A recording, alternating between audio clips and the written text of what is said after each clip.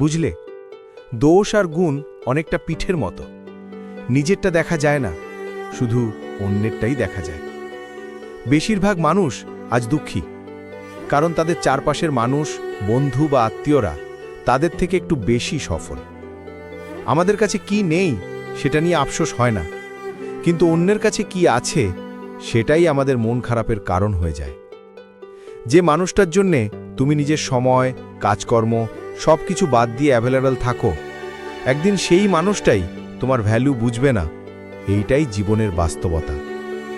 মনে রেখো, টাকা পয়সা থেকে আমাদের শরীরটাই বেশি ইম্পর্ট্যান্ট। শরীরটা যদি ঠিক থাকে, টাকা তুমি এমনিতেই পামিয়ে নিতে পারবে।